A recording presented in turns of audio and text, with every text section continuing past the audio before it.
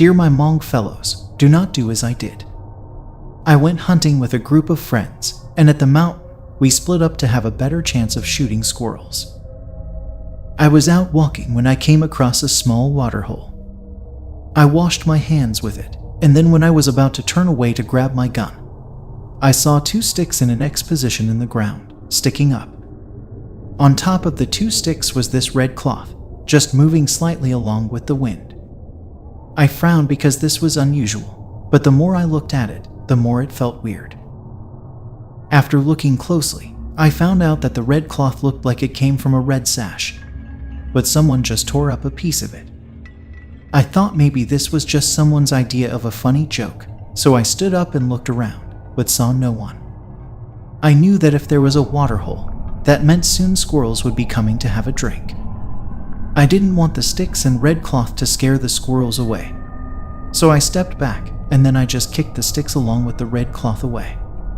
The sticks landed somewhere, but the red cloth flew and landed in the waterhole. I didn't think much of it. I went a couple of feet away and hid behind a fallen tree, blocking my body from view of the waterhole. I sat there for a while, and then, after sitting there for even longer, I suddenly heard movement somewhere near me. A branch snapping and something running back and forth on the ground. I grabbed my gun and looked out, but I didn't see anything. Then there was this splashing water sound, like something was moving in it. Bingo, I thought. It must be a squirrel. With a deep breath, I looked towards the waterhole, but I didn't see anything. Then I saw the red cloth moving, dipping down and then coming up to the surface. Curious as to what animal is grabbing the cloth to do that, I went to investigate. As I went closer to it, I suddenly heard laughing sounds to my right. I stopped dead in my tracks and looked at it. Seeing nothing, I yelled out to my friends, thinking maybe it was just them, but they did not reply back. I looked back at the cloth, but then I suddenly took a step back because there was a woman lying down in the waterhole, wiping her face with the red cloth. The moment I stepped back, she suddenly looked towards me and asked me why I came into her home and destroyed it. She said I had to pay for it or she'd personally come and get me. I got so scared that I just ran all the way to the car and waited for my friends there. After a while, everyone came back with squirrels except for me. They asked me why I didn't see any, and I told them what I went through. They were so alarmed that everyone just jumped in the car and we went home. Immediately after I got home, I told my parents about it. A couple of days later, we did a shaman ritual for me. The shaman had to kill a pig for the ghost to be satisfied. The shaman said that the ghost forgave me this once and to never do it again, or she'll take me instead. From that day on, I did not go back to that spot again. I am still an avid hunter, but I only went to places that were very far from where I saw the red cloth.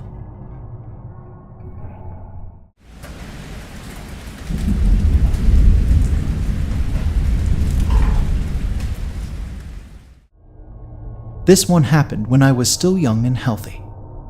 Even as an old me, I still can't get it out of my head. I still shudder whenever I think of it. One day I was bored, so I really wanted to go hiking. Everyone was busy that day, so in the morning, I took off to a hiking trail I've been to a lot of times. I went there so often that for me, it was just another hike, another day. The drive there was mostly peaceful, with nothing happening but just the honking of a car here and there. When I got to the parking space, there were already a few cars there. I parked at an empty spot, got all my gear ready, and left to hike up the mountain. There was already a path there, so all you needed to do was follow the path up until you came to the top, and then you could come back down. I wanted to enjoy the view, so instead of power walking there, I just slowed my pace and took in the scenery. It felt amazing, hearing the chirps of the birds and the sound of branches moving around out there. As I went up there, I had a strange sensation. Something felt off, but I just didn't know what it was. As I went up higher and higher towards the peak of the mountain, I suddenly realized what it was. The whole mountain was dead silent. Whereas there used to be the sound of birds and movement everywhere, there is now just silence. I started to have goosebumps, so I decided to go back down instead. As I turned around, to my horror, there was someone lying down on the path, blocking my way. I couldn't tell if the person was dead or not, since they did not move at all. They were just lying down, with their heads looking in my direction. With me being on full alert, I slowly walked back towards them, and when I got closer, I noticed that it was a woman. She was lying flat down with her head slightly up looking at me. Just looking at me, not moving at all, or talking at all. She did not even blink. Something fell off about her face too. When I got right up close to her, I noticed why. One of her eyes was missing, and her tongue was out, laying flat down on her cheek. I could feel my whole body tensing up, and my heart went into full pumping mode. My heartbeat was so loud that I could actually hear it. I had a feeling she could also hear it too, because her eyes suddenly moved left to right. I took a step back, and when I did, I stepped on a branch, making this loud noise. Her heart suddenly stopped beating and she just lay motionless down there again. At first I thought maybe she wasn't really looking at me, so I moved slightly off the path. And to my horror, her head slowly rotated to look at me again. The motion of her head was so creepy that I started to panic. My mind went blank and I just started running. I actually went towards her and jumped over her body. For a few moments, I had this thought, what if I did not make it, or if my feet touched her body? What should I do then? But to my relief, nothing like that happened, so after I jumped past her, I just ran all the way to my car. And when I got there, I noticed I was the only one left. I ran to my car and opened the door. The moment the door swung open, this rotten odor just came out and smacked me in the face. I actually threw up for a moment there, because it was the worst smell I had ever come upon. But after the initial shock, I remembered why I was running, so without another thought, I jumped in the car and just drove away. After I got home, I was so shaken that I just went to my room and locked the door. That night, I had a weird dream about a woman. I was walking alone in the street when a woman came up to me. She asked if I thought she was pretty. I thought it was a weird question, but I told her that she was indeed pretty. She smiled at me and told me that if I thought she was pretty, why did I run away at the sight of her? In the dream, I did not recall what happened on the hike, so looking confused, I asked her what she meant. After looking at me for a while, she just shook her head, said never mind, and told me to have a good life. After that, she walked away. The moment she disappeared from view, I suddenly woke up in the middle of the night. After recalling the dream, I suddenly remember the hiking experience. I knew then that the woman in my dream was the woman I saw lying down on the path. I was scared that she might suddenly pop out of nowhere in my house, but a few hours later, there still wasn't anything. Even years later, there still isn't any sign of her anymore. I hope to never see her again for the rest of my life.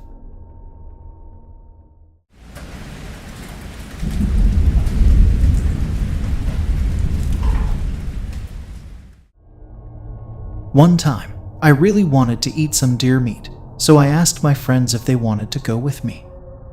Only one buddy was available that day, as the rest couldn't go due to either work or family matters. For me, that was all right, as I only needed someone to go with me so I wouldn't be alone. So with the two of us, we went to the mountain to a spot where we knew from past experience that there were a lot of deer around that region. On the way, when we reached the forest and were going on a dirt road, I could have sworn I saw someone waving towards me beside a big rock near the road. My heart skipped a beat, so I looked more carefully, but I didn't see anything. I didn't want to scare my friend, so I didn't mention anything to him. I thought I was just seeing things, so there was no need to scare him needlessly. As we got closer and closer to our spot, I just had a feeling that someone, or something, was watching us. I don't know how to explain the feeling. It was just a feeling that came from the deepest part of me. I almost told my friend to stop the car and turn around, but against my guts, I just watched as he drove closer and closer to our spot. We reached the spot, and my friend said he'd take the tree to my right, just 10 feet away. After what felt like forever, we didn't see anything. So I was about to suggest we split up when all of a sudden, a head just popped up from a bush nearby. It was the head of a deer, looking straight at us, not blinking at all. It was just standing there, not moving at all.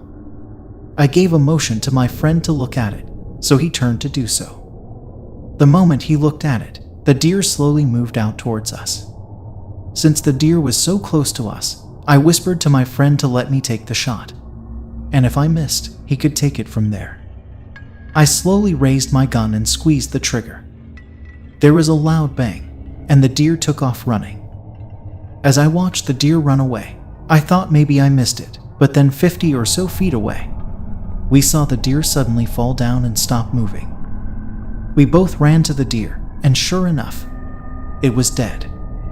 Its eyes were still open, and for a few moments, I thought it was looking straight at me.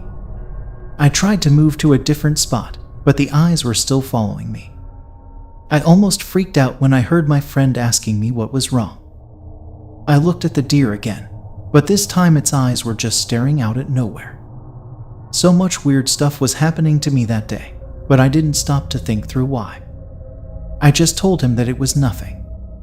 Since the deer was only about 100 pounds or so, I lifted it to my shoulder and we both walked to the car. On the way, I suddenly felt a pinch on my back, like someone had just pinched it with their hand.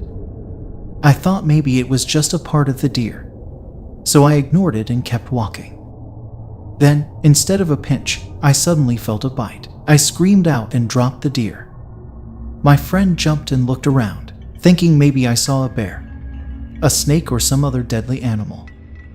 I told him what happened, and I could still see the confusion in his eyes. I told him to check my back, and when he did, he suddenly took a step back because there indeed was a bite mark there. Except this bite mark belonged to a human and not a deer.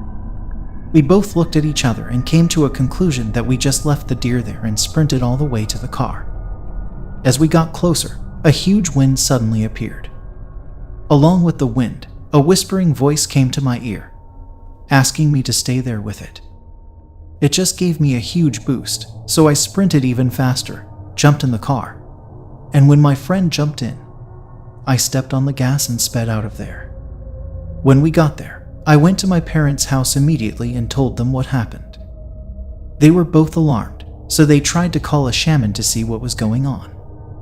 The shaman didn't answer, even on the third call, so my parents told me to sleep at their house for the night, and they'd call the shaman again first thing in the morning. I wasn't about to go to my own house, so it was a relief to hear that. They prepared a spot for me in the living room, and when night came, we went to sleep. I suddenly woke up to what sounded like a knock on the front door. I listened, and after a few moments, there was indeed another knock. I looked at the time, and it was 3 a.m., so I didn't stand up immediately to go answer it. After ignoring it for a few more moments, the knock suddenly became louder. It was then that I knew it was not a human behind that door. I covered my head with the blanket and just hoped that it would go away. After what felt like eternity, the knock suddenly stopped, but for me, the silence was as unnerving as the knock. I was afraid that something might suddenly jump out from the darkness, but after a while there was nothing. The next morning, I woke up to the voice of my parents telling me to wake up because the shaman had shown up. The shaman did a ritual for me, and it turned out that it was not a deer that I shot. It was something called puvi. It had shape-shifted into a deer, and when I carried it on my back, it bit me, marking me so that if I ran away, it could track me down. The shaman did a deep and long ritual, but at the end, he wiped his sweats and told us that he had managed to remove the mark, and the puvi would no longer be able to track me.